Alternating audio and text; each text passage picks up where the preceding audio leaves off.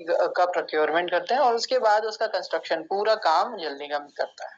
एक बार काम खत्म हो जाता है उनका, टंकी बन गई, सारी पाइपलाइन बिछ गई, सारे वाल्व्स लग गए, हर जगह तो आपका जो ओएचटी कैंपस है, जो कि आपका टंकी का कैंपस है, वो पूरी तरीके से बन गया है। उसके बाद ये सारा काम हो जाने के बाद 3 महीने का इनका ट्रायल एंड रन का टाइम होता है। 3 महीने का trial and run. Trial and run का मतलब ये है, ये वो समय होता है जब ये पानी को चला करके देखते हैं और ये चेक करते हैं 3 महीने तक कि हर व्यक्ति तक, हर घर तक पानी पहुंच रहा है या नहीं पहुंच रहा है। तो इसमें बहुत जरूरी है कि हम लोग अभी आगे चल के हम लोग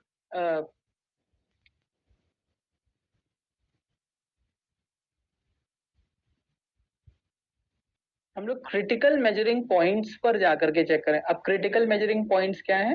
जैसे कि किसी भी गांव में सबसे आखिरी घर तक पानी पहुंच रहा है या नहीं पहुंच रहा है। अगर हम वहां पर जाकर के पानी को चेक कर लेते हैं तो हमें पता चल जाएगा कि बीच में तो पानी आ ही रहा होगा, या सबसे ऊंचे घर पे पानी आ रहा है या नहीं आ रहा, जो कि धरातल से थोड़ा ऊंचा घर है, वहां तक पानी प्रेशर में जा रहा है या नहीं जा रहा है। अगर हम वहां जाकर के चेक कर लेते हैं तो भी हमको क्लियर हो जाएगा कि पूरे गांव में पानी आ रहा है या नहीं आ रहा है। इस तरह से वहां पर जाकर के जब आप किसी ग्राम पंचायत में जाते हैं तो आपको समझ में आता है कि क्या क्या कौन कौन से घर हैं जहां पर समस्या हो सकती है, और वहां पर जाकर के हम लोग पानी को चेक करते हैं, तो उसको क्रिटिकल मेजरिंग पॉइंट्स बोलते हैं। तो उन सभी जगह पर पानी आ रहा है या नहीं आ रहा है, ये सब चेक करते हैं ये ट्रायल एंड रन के टाइम पर। तो ट्रायल एंड रन का इसलिए बहुत इंपॉर्टेंट टाइम होता है, ये 3 से 4 महीने के लिए किसी भी संस्था के लिए, जल निगम अगर उसने वहां पर क्रियान्वयन करवाया तो उसके लिए बहुत जरूरी है कि 3 से 4 महीने ट्रायल एंड रन का टाइम रहे। उसमें 3 से 4 महीने में वो चेक करें कि हर जगह तक सही मात्रा में, सही क्वांटिटी में और सही क्वालिटी में पानी पहुंचा पा रहे हैं या नहीं पहुंचा रहे हैं। तो ये ट्रायल एंड रन करवा लेते हैं 3 से 4 महीने, उसके बाद एक सर्टिफिकेट ये हमको देते भी हैं कि हाँ, हम लोगों ने इस दिन से इस दिन तक का ट्रायल एंड रन करवाया। एक बार इनका ट्रायल एंड रन खत्म होता है, उसके बाद ये आकर के हमारे पोर्टल पे हैंडओवर के लिए अप्लाई करते हैं कि अभी मैंने टंकी बनवा दी है, इसका हम लोगों ने ट्रायल एंड रन भी करके देख लिया है, ये पानी हर जगह तक पहुंच रहा है, अब हम इसको ग्राम पंचायत को हैंडओवर कर सकते हैं। तो हैंडओवर के लिए क्या प्रक्रिया है उसके बारे में अगर हम लोग समझेंगे तो सेकंड पॉइंट है शासनादेश में दी गई प्रक्रिया के माध्यम से योजना का हस्तांतरण। तो हस्तांतरण के लिए एक पूरा जियो निकला हुआ है यहाँ से हमारे चीफ सेक्रेटरी द्वारा, नवंबर 2022 में ये जियो निकला था। तो ये जियो में ये बताया गया है कि अब किसी भी योजना का जो हस्तांतरण होना है वो हमारे पंचायती राज के handover take over management system के पोर्टल के द्वारा ही होना है। तो वो पोर्टल को अभी हम लोग आगे चल करके समझेंगे। एक बार ये हो जाता है तो गांव में ग्राम पेयजल एवं स्वच्छता समिति की सहायता से जल जीवन मिशन द्वारा रख रखाव की कार्य। तो आपको मैं बता दूं कि अब ये जल जीवन मिशन हमारा 2019 से चल रहा है, इसका चौथा फेज इस समय चल रहा है। पहले 3 फेज हो चुके हैं। तो पहले और दूसरे फेज में जो भी संस्थाएं लगी थी, जल निगम ने जिन भी कॉन्ट्रैक्टर्स को इसको बनाने के लिए टंकियों को दिया था, उन सभी के पास सिर्फ कंस्ट्रक्शन तक का ही कॉन्ट्रैक्ट था, उसका ऑपरेशन मेंटेनेंस रख रखाव का कॉन्ट्रैक्ट उनको नहीं दिया गया था। तो पहले की जितनी भी हमारी टंकियां थी, अगर दिया भी गया था रख रखाव का कॉन्ट्रैक्ट, तो वो मुश्किल से 1 साल, 2 साल, 3 साल का था, या मैक्सिमम 5 साल का था।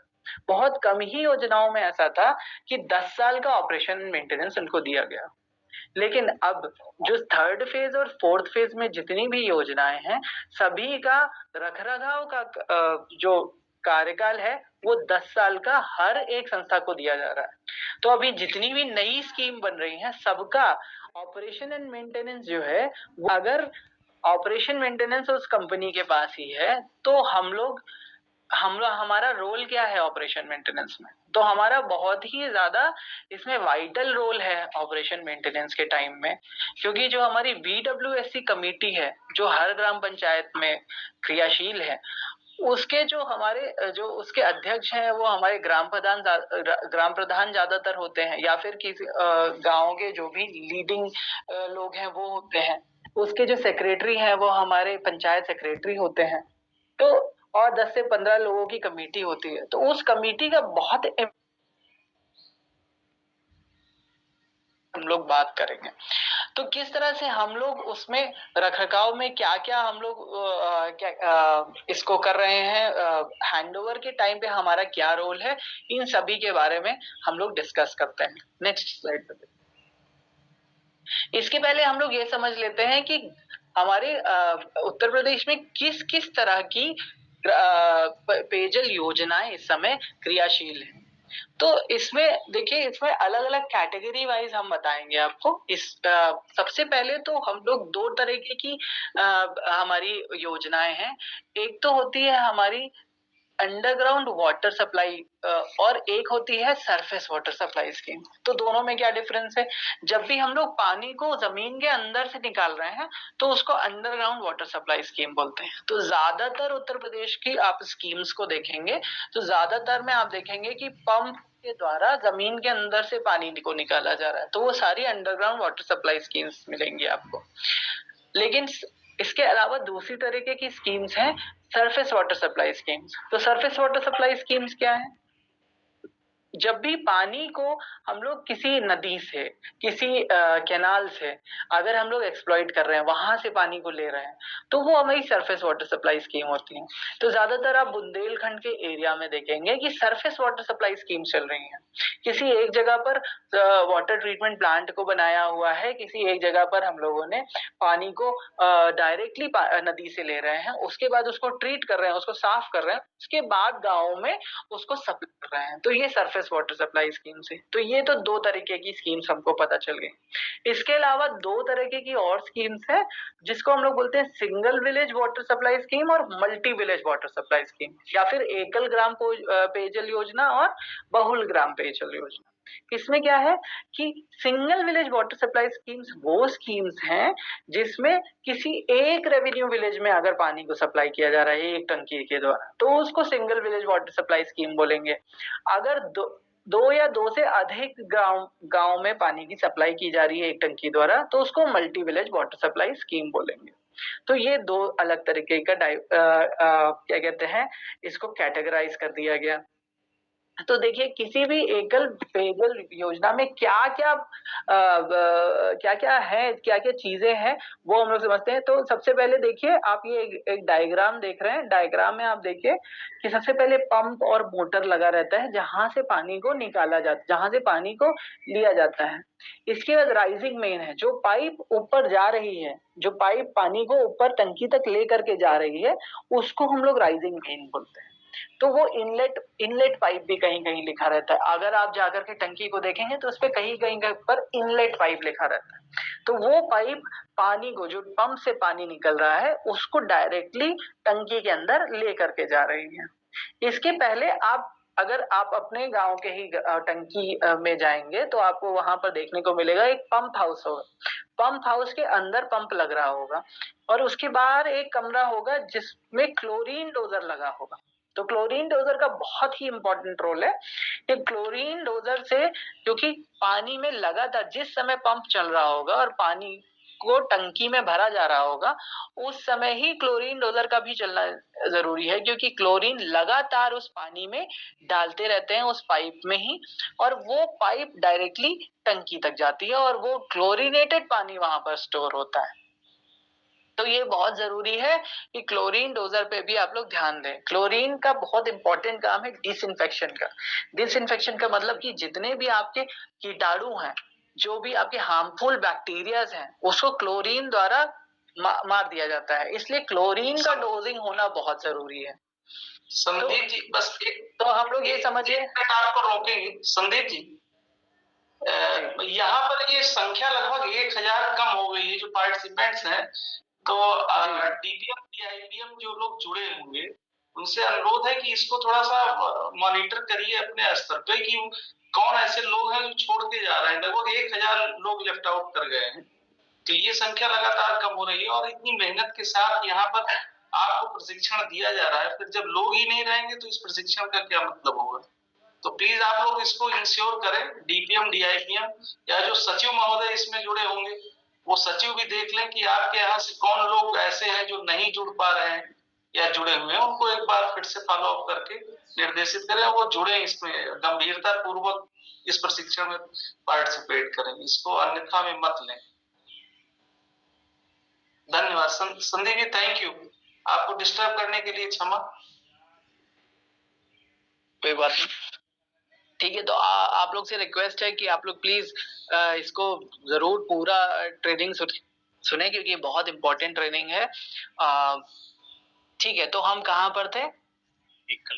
तो हम लोग राइजिंग मेन की बात कर रहे थे। तो एक बार पानी पंप से निकला, उसके बाद फिर आपने क्लोरीन डोजिंग की, और उसके बाद वो पानी गया टंकी में भर गया। अब उसके बाद अगर आप टंकियों को जाकर के अपने ही गांव में जाके टंकी को देखें, तो उसमें एक आउटलेट वाल्व होगी। उस जगह से पानी को वो पाइप है जो कि आकर के हमारे वाल्व से कनेक्टेड रहती है, और उस वाल्व से पानी को हम लोग गांव भर में वितरण करते हैं। तो आउटलेट वाल्व का वो काम होता है। इसके बाद हमारे वाल्व लगे हुए हैं। वाल्व दो तरह के गांव में लगे होंगे। एक तो मेन वाल्व होगा, जिससे जो ऑपरेटर है, जो आपका पंप ऑपरेटर है, उसको रोज उसको खोल करके बंद करके पानी को गांव में छोड़ रहा होगा, उसको हम लोग मेन वाल्व बोलेंगे। और एक आइसोलेशन वाल्व लगा रहता है। आइसोलेशन वाल्व का क्या काम होता है? जैसे आप इस तरह से इसको समझिए कि अगर दो अलग अलग डायरेक्शन में गांव है, हमारा आबादी है, दो अलग अलग दिशाओं में आबादी है, और टंकी कहीं बीच में लगी हुई है, तो अगर हम लोग पानी को एक साथ छोड़ेंगे तो दोनों अलग अलग आबादियों में पानी जाएगा, तो लेकिन प्रेशर में नहीं जाएगा, सही प्रेशर में पानी नहीं पहुंच पाएगा, तो सही से हमारी जल की आपूर्ति नहीं हो पाएगी। तो इसलिए वहां पर बीच में हम लोग आइसोलेशन वाल्व लगाते हैं, जिससे हम लोग ऑपरेट करके ये करते हैं कि एक तरफ का पानी काट देते हैं और एक ही तरफ एक बारी में पानी को भेजते हैं, जिससे वहां पर भी प्रेशर सही से जाता है, और एक बार वहां पर कंप्लीटली पानी चला जाता है, उसके बाद उस वाल्व को यूज करके दूसरी तरफ पानी को डाइवर्ट करते हैं। तो इस तरह से दोनों जगह पे प्रॉपर पानी को हम लोग पहुंचा सकते हैं। तो ये आइसोलेशन वाल्व का काम होता है। लेकिन हमारे लिए मेन जो होता है वो मेन वाल्व, आउटलेट वाल्व जिसको कहा जाता है, वो होता है। आउटलेट वाल्व को पंप ऑपरेटर रोजाना ऑपरेट करेगा और उससे ही पानी को गांव में छोड़ेगा। तो ये बहुत इंपॉर्टेंट है कि आप ये समझिए कि आउटलेट वाल्व क्या होता है। आउटलेट वाल्व में क्या क्या समस्याएं होती हैं, वहां पर आप जाकर के उसका एक चेम्बर बना होगा, अंडरग्राउंड चेम्बर बना होगा, और उसके अंदर आउटलेट वाल्व आपको दिखाई पड़ेगा। कई जगह जाकर के देखने को मिलता है कि आउटलेट वाल्व में अच्छा खासा लीकेज हो रहा होता है।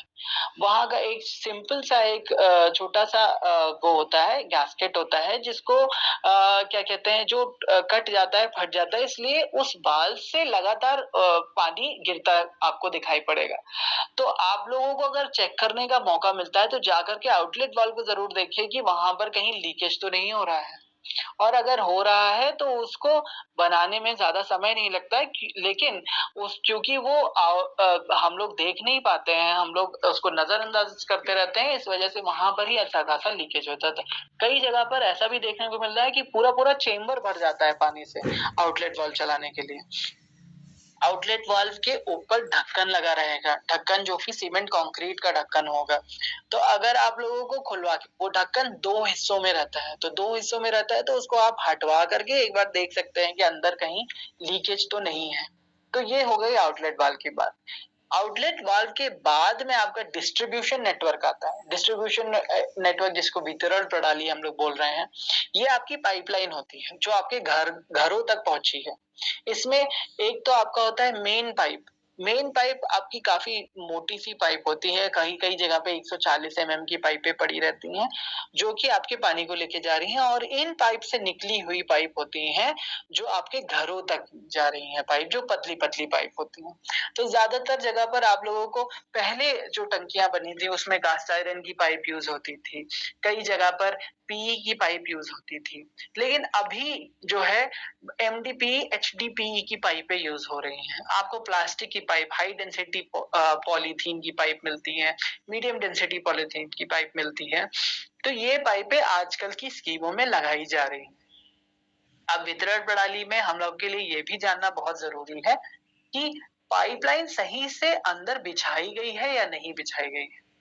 तो पाइपलाइन, जो मेन पाइपलाइन है, वो कम से कम 1 मीटर अंदर होनी चाहिए। इसमें भी पाइपलाइन के नीचे क्या वो बेस बना रहे हैं या नहीं बना रहे, वो है होना चाहिए या नहीं। वो अगर आपके यहाँ पथरीली जमीन है तो वहां पर बेस सैंड का बेस या फिर मिट्टी का बेस बनाना बहुत जरूरी है।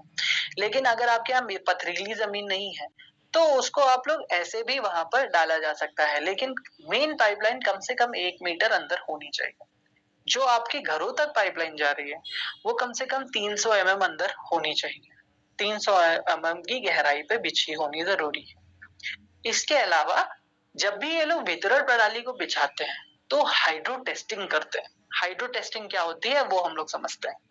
हाइड्रो टेस्टिंग क्या है कि पाइपलाइन की गुणवत्ता को चेक किया जाता है बिछाने से पहले। तो जैसे ही पाइपलाइन को बिछाया इन्होंने तो एक मोड़ से दूसरे मोड़ तक मान लीजिए लगातार पाइपलाइन को अगर बिछा रहे हैं तो एक तरफ पाइपलाइन को बंद करके दूसरी तरफ से पानी को प्रेशर में डाला जाता है, और ये प्रेशर जो भी हमारी पाइप का डिजाइन प्रेशर है उससे 1.5 गुना ज्यादा होता है। और चेक किया जाता है कि कहीं पाइप फट तो नहीं रही है, कहीं से लीकेज तो नहीं हो रहा है पाइप में। अगर ये हो जाता है तो फिर उस पाइप को तुरंत चेंज किया जाता है बिछाने के टाइम पर ही। और अगर नहीं होता है तो पाइप हमारी पास हो जाती है हाइड्रो टेस्टिंग में और उसको बिछा दिया जाता है। ये टेस्ट करना पूरे पाइपलाइन के लिए जरूरी होता है। इंटायर जो हमारी डिस्ट्रीब्यूशन नेटवर्क है, मान लीजिए 10 किलोमीटर की आपकी पाइपलाइन बड़ी है तो ये 10 किलोमीटर के लिए हाइड्रो टेस्टिंग करना जरूरी होता है। जिस समय पाइप को बिछाया जा रहा है उस समय ही हाइड्रो टेस्टिंग करी जाती है। और पोर्टल पे अभी आप देखेंगे कि हम लोग हाइड्रो टेस्टिंग रिपोर्ट भी लेते हैं। ठीक है, इसके बाद हमारे आता है FHTC। FHTC हम लोग बोलते हैं functional house hold tap connection. एक ऐसा टैप कनेक्शन जिससे सही मात्रा में, सही प्रेशर में और सही क्वालिटी में पानी प्राप्त हो रहा है उसको हम लोग functional house hold tap connection बोलते हैं। तो जो आपकी टोटियां लगी हैं वही उन्हीं को FHTC बोला जाता है। उनकी गुणवत्ता सही है या नहीं, कहीं बहुत बेकार मटेरियल की टोटियां तो नहीं लगा दी गई हैं, क्या वो टोटियां इस तरह से तो नहीं है कि दूसरे दिन या तीसरे दिन टूट टूट जा रही। कनेक्शन जो हुआ है, जो हमारे घर पर आखिरी में आकर के जो पाइपलाइन लगाई गई है वो ज्यादातर GI पाइप लगाई जाती है। तो GI पाइप को सही से ग्राउटिंग किया गया है या नहीं, क्या दीवार के साथ क्लैंपिंग की गई है या नहीं, क्या वो इधर उधर हिल तो नहीं रही है, सही प्रॉपरली लगाई गई है या नहीं, ये सब हम लोग को देखना रहता है।